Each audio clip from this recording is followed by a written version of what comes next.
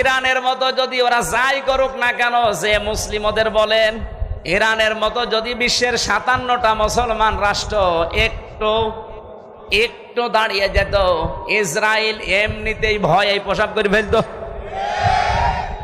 বাকিগুলো সব এই 56টা বিড়ালের মতো আর ওই একা সিংহ হয়ে করবে কি? আজ খালি দোয়া করার পক্ষে আছে ফিলিস্তিনকে বাঁচাও না, আল্লাহ কাতিলু দিয়ে আয়াত শুরু করতেন না?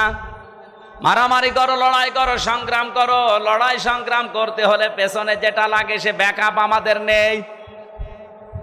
আমরা 57টা মুসলিম রাষ্ট্রকে আহ্বান জানাবো, সবাই শক্তি সঞ্চয় করেন।